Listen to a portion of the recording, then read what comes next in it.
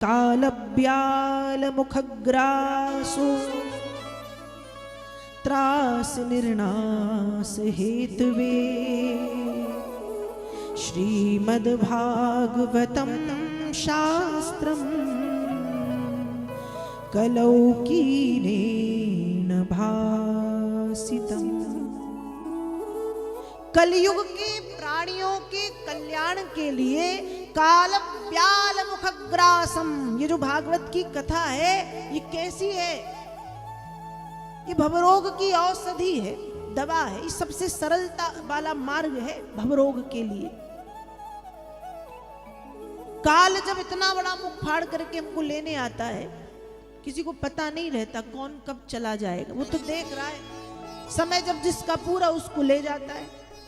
तो उस काल के भय से भय मुक्त होने के लिए जो भागवत की कथा है ना, ये कीरेण भाषितम, किसके मुख से निकली है? कीरेण। कीरेण मतलब, कीरेण मतलब, कीरेण मतलब होता है जो बिठा ले आपने, तोता, पक्षी। कीरेण मतलब पक्षी।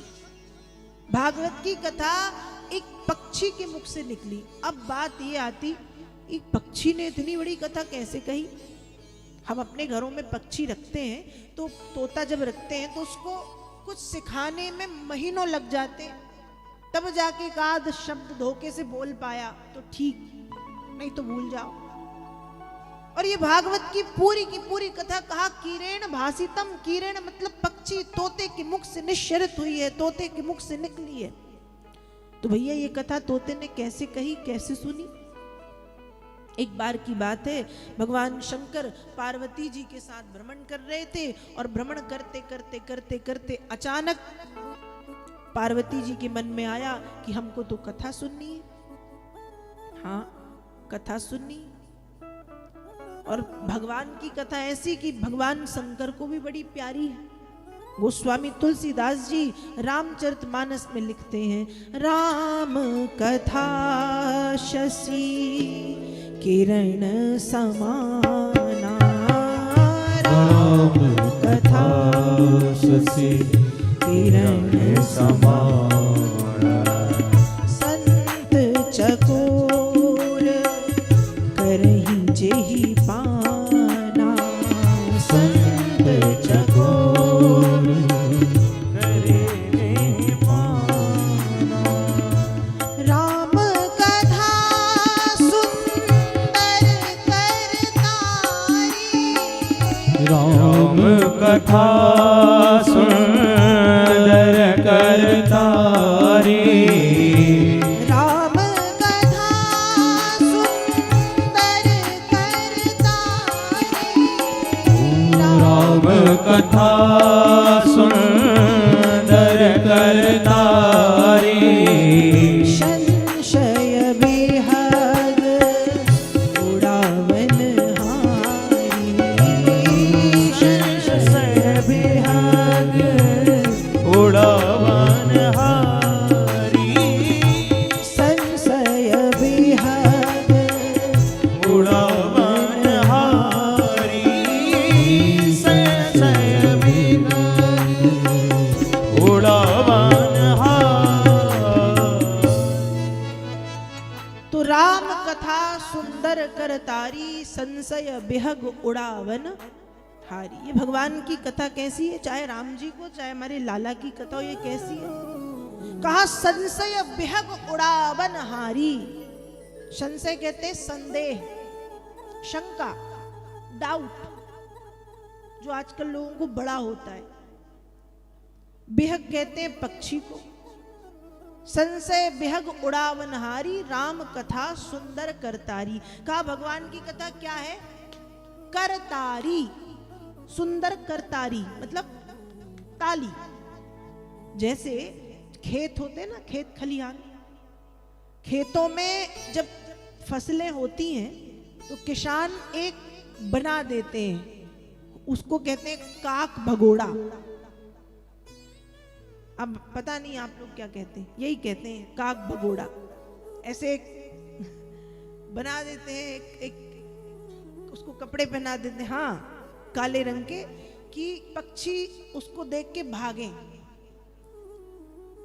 हाँ हाँ, कि पक्षी उसको देख के भाग जाए, तो उसको ऐसे बना देते हैं। हाँ, वो बना रहता है।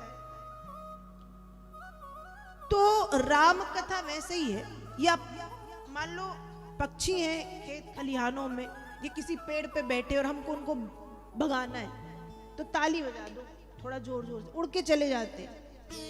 तो जैसे ताली बजाने से ये पक्षी जो हैं खेत खलिहान के या पेड़ के उड़ करके भाग जाते हैं, वैसे ही हमारे मन में यदि संशय रूपी विहग आ गया है, संशय रूपी मतलब वही शंका, डाउट वाला पक्षी आके बैठ गया है, तो ये जो राम कथा है ये ऐसी करतार है कि राम कथा रूपी करतार को या भगवान कृष्ण की कथा रूपी करतार को सुनते ही मन की जो शंकाएं हैं, मन के जो संशय हैं, वो समाप्त हो जाते हैं। और कथा सुनने के बाद भी संशय नहीं जा रहे, मतलब कथा में दिक्कत नहीं है, दिक्कत आप में है।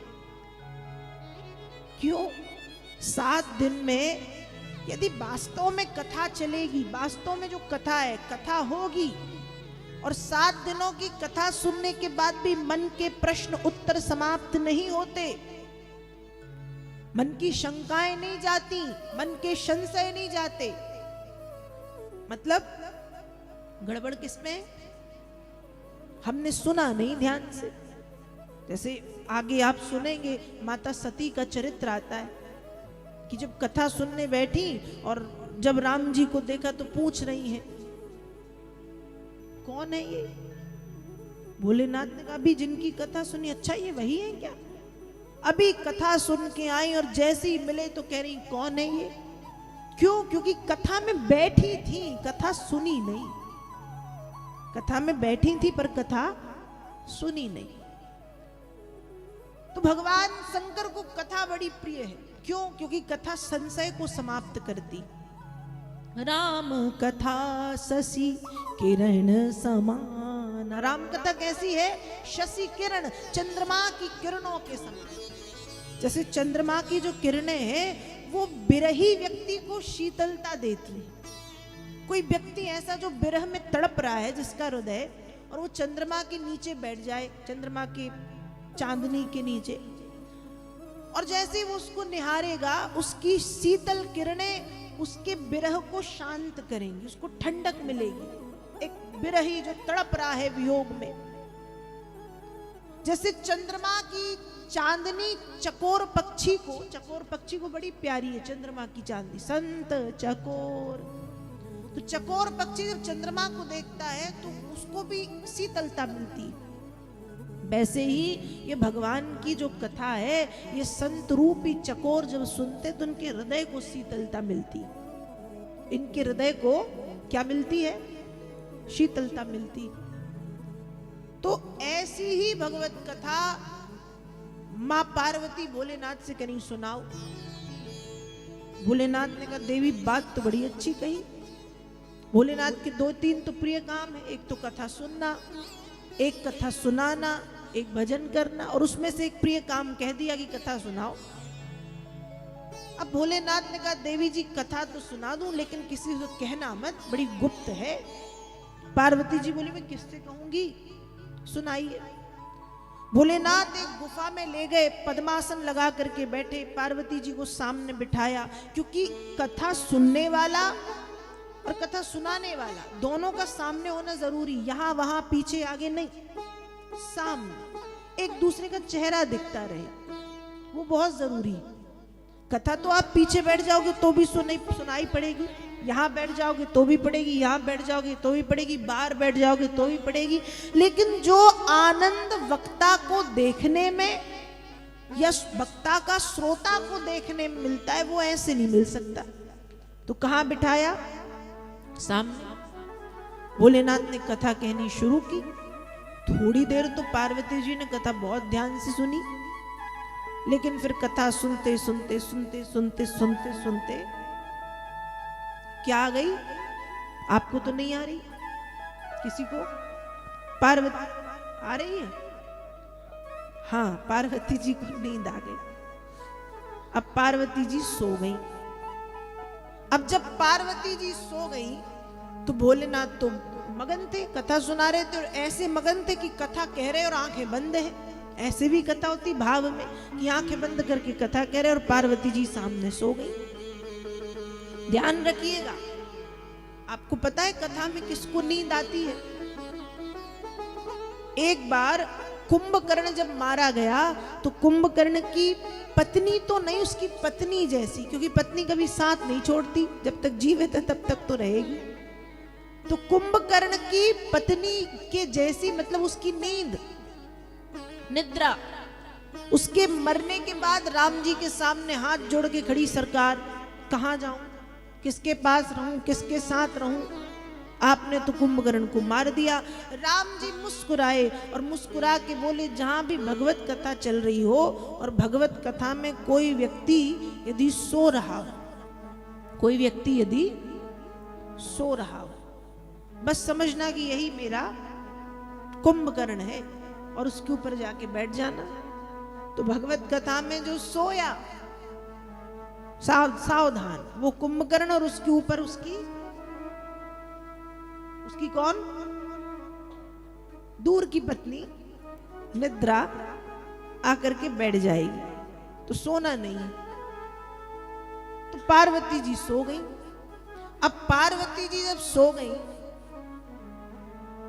थोड़ी देर तो भोलेनाथ कथा कही रहे। उसी गुफा में बैठा था एक तोता, सब देख रहा है, सुन रहा है। उसको लगा कि मैया सो गई है, अब हुक्का कौन दे? हुक्का मतलब हाँ, हूँ हाँ कौन करे? अब उसने हुआ करना शुरू किया। कथा पूरी हुई, महादेव के नेत्र खुले, सामने देखा तो पार्वती सो रही थी। मन में आया, जब ये सो रही तो हुक्का कौन दे रहा? नेत्र चारों तरफ घुमाए, तभी एक तोता वहां से उड़ा और भागा। त्रिशूल को आदेश दिया, उसको मारो। प्रातःकाल ब्रह्म मुहूर्त का समय था। उड़ते उड़ते वेद व्यास जी की पत्नी आश्रम के बाहर खड़ी होकर के जमाई ले रही थी। मुंह बड़ा खुला था, वायु के वेग से मुख में गया और पेट में समा गया। और समा क्या गया? 12 वर्ष तक पेट के भीतर रहा। जब वेद व्यास जी की पत्नी के पेट में पीड़ा हुई, तब भगवान शंकर से निवेदन किया कि अब आप कुछ करें। तब भोलेनाथ ने वचन दिया कि तुम पेट से बाहर आओ, मैं तुम्हें नहीं मारूंगा।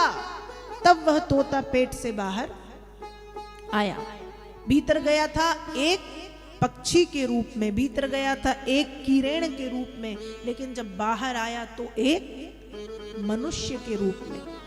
और इन्हीं का नाम रखा गया श्री शुकदेव जी महाराज। बोलिए शुकदेव जी महाराज।